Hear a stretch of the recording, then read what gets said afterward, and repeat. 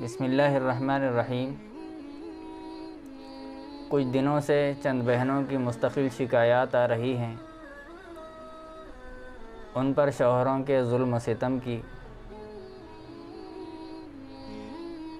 وہ اپنی پریشانی بتاتے ہوئے رو پڑتی ہیں۔ اس کی وجہ سے ہزاروں گھر تباہ و برباد ہو رہے ہیں۔ اس لیے آج کا درس جو ہے وہ تھوڑا سا اصلاحی بھی ہے اور ایک خاص عمل بھی اس میں بتلایا جا رہا ہے۔ غور سے سنیں، ہو سکتا ہے کہ اس سے آپ کو فائدہ ہو یا آپ کی وجہ سے اپنے کسی عزیز و اقارب کو فائدہ ہو۔ دونوں صورتوں میں آپ کے لیے یہ موقع بہترین ہے۔ اگر کسی کا شوہر دوسری عورتوں کے ساتھ ناجائز تعلقات رکھتا ہے یا حرام کمائی گھر میں لاتا ہے یا حلال سے کمایا ہوا روپیہ پیسہ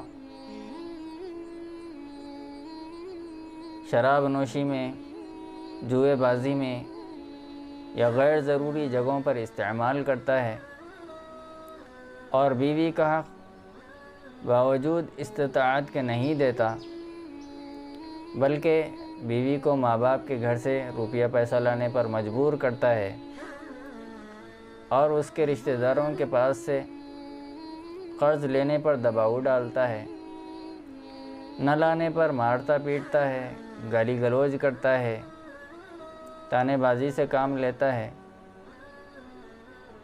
اور دوسروں کی جھوٹی باتوں میں آ کر بیوی پر ظلم و ستم کرتا ہے۔ دوسرے کی ہر بات اسے سچی نظر آتی ہے، چاہے دنیا کا کوئی فرد کیوں نہ کہہ دے، اور بیوی کی ہر بات، گھر کی عورت کی ہر بات اسے جھوٹی نظر آتی ہے۔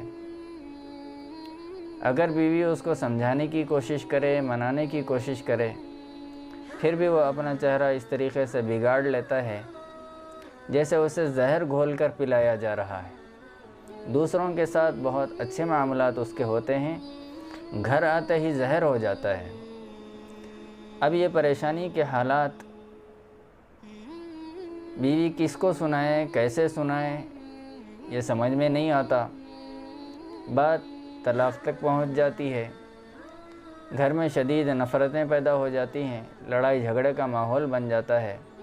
اب یہ باتیں بیوی اپنے بھائی بہنوں کو سنائیں تو کیسے سنائیں؟ ان کے اپنے گھر کے مسائل ہوتے ہیں، ان کے اپنے گھر کی پریشانیاں ہوتی ہیں، یا ماں باپ کے سامنے یہ بات لائے تو کس طرح لائے؟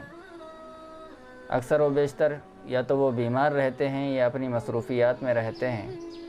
بیمار ہونے کی حالت میں یا پھر غریب ہونے کی حالت میں پیسوں کی ان سے مانگ کرنا یا ان کے سامنے اپنی شکایات رکھنا، یہ ایک بیٹی کے لیے گوارا نہیں ہوتا۔ یہ کچھ حالات ہیں، ان حالات میں کرے تو کیا کرے؟ اکثر پریشان بہنوں کا یہ دکھڑا میرے سامنے آتا رہتا ہے۔ ایسی بہنوں کے لیے آج ایک خاص عمل بتایا جا رہا ہے۔ سورہ مائدہ کی آیت ہے، قُلْ لَا يَسْتَوِي الْخَبِيثُ وَالطَّيِّبُ وَلَوْ أَعْجَبَكَ كَثْرَةُ الْخَبِيثِ فَاتَّقُوا اللَّهَ يَا أُولِي الْأَلْبَابِ لَعَلَّكُمْ تُفْلِحُونَ۔ اور دوسری آیت ہے، قُلْ إِن كُنتُمْ تُحِبُّونَ اللَّهَ فَاتَّبِعُونِي يُحْبِبْكُمُ اللَّهُ وَيَغْفِرْ لَكُمْ ذُنُوبَكُمْ وَاللَّهُ غَفُورٌ رَحِيمٌ۔ ان دونوں آیتوں کو 2 رکعت نماز پڑھنے کے بعد 141 مرتبہ اسی جگہ پر بیٹھ کر پڑھیں اور اس کے بعد ان دونوں آیات کو ایک پرچی پر لکھ لیا کریں اور وہ پرچی اپنے پاس رکھیں۔ 40 دن تک اس عمل کو کریں۔ جب 40 دن پورے ہو جائیں تو اس وقت ان چٹیوں کو آٹا گوندھ کر ہر چٹی کو علیحدہ علیحدہ گولی بنا لیں اور ان گولیوں کو لے جا کر کسی ایسے تالاب میں ڈال دیں جہاں پر مچھلیاں رہتی ہیں۔ پھر 41ویں دن جب وظیفہ کیا جائے تو اس کو کسی میٹھی چیز پر دم کر دیں، مصری ہو، شکر ہو، اسی طریقے سے شہد ہو، اس طریقے کی چیزوں پر دم کر لیا کریں اور اس کو شوہر کو استعمال کراتے رہیں۔ انشاءاللہ اگر آپ کا شوہر کتنا ہی سنگ دل کیوں نہ ہو، کتنا ہی پتھر دل کیوں نہ ہو، اللہ اس کو سیدھے راستے پر ڈال دیں گے اور اس کے دل کی سختی ختم ہو جائے گی۔